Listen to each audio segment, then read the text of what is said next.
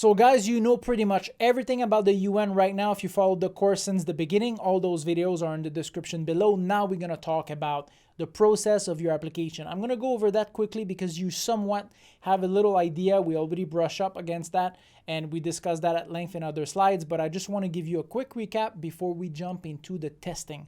Now the testing is going to be your entry to the UN. This is where now you're selected. This is where you're going to start the process to get your interview. So let's talk about that in the next slide. But in this video, I want to talk to you about the application process one last time before we jump forward.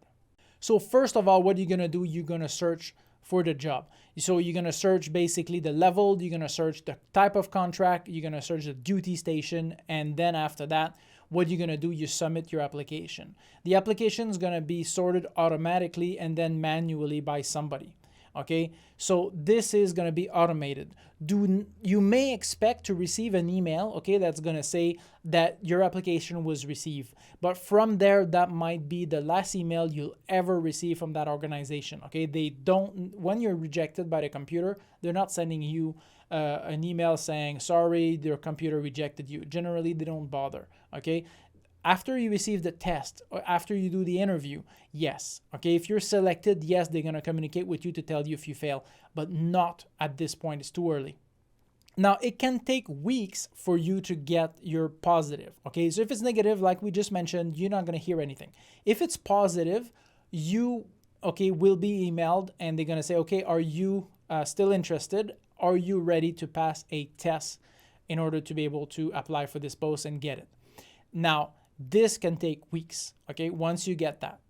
If you're selected for a test, now HR will start emailing you, okay? At first, you will deal only with HR. I doubt 99% of the time you'll never see any other email than the person responsible. Sometimes it's even an agency, okay? It's not even the organization itself that is going to send you an email for you to get tested.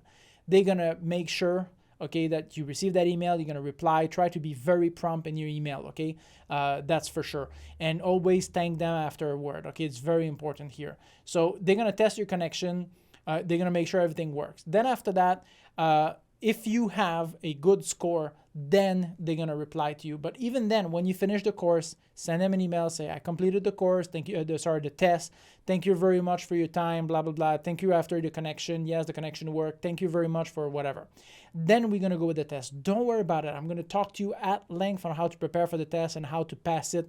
We're going to talk about all this, okay? This is just now to talk to you about the application process. That's it. If you have a good score, you're going to be contacted for the interview. Now, this might be the exact same thing. It might take a month, might take 2 months between the two, okay? Because they have to grade the test. Depending on how many applicants they had, could take a long time. If they also had, because the test might be an essay, 500 word on this, 500 word on that. They have to read that, grade that, right? It's not just like automatic here. It's going to be a human behind the thing. So that takes a while. The interview is going to be the exact same thing. They're going to test your connection.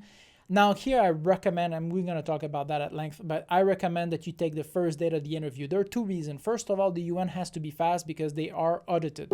So if they take too long in the recruitment process, they're going to be hammered down, because if they need the money and they need the staff, then they don't recruit anyone. It looks phony, right? It looks like, why you supposedly needed a staff, but you're not in a hurry to hire. So they have to be fast. So they will, if you say, oh, sorry, I'm not available for the next 2-3 weeks, then forget about it. They'll go with the next candidate. If you pass the interview, then after that, they're going to select you for the post. They're going to start talking about checking your reference, verifying everything. That's basically where we're at. If you don't do it and you fail, then you're going to be rostered. If you failed, basically at this point, that means that you're going to be put on the list for other agency to be able to see, like sometimes they don't want to do the recruitment process completely. They might just check out the list of the best candidate, and you might have been the runner-up, or maybe you were the best, okay, but you were white male, and basically the organization had too many of those. They wanted to have a female from a developing nation. They took the second best candidate because she was a woman, and that's perfectly fine, equal representation. But they don't want to lose you. They're going to put you on a list for other organization with notes to say, yeah, he was the best candidate, but we couldn't take him. If you want to take him, he's available. So you don't exactly lose here. And then after that, if that's the case, you're going to sign your contract, they're going to do your paperwork, and then you're going to start working, you're going to move and start working. And that's the entire application process.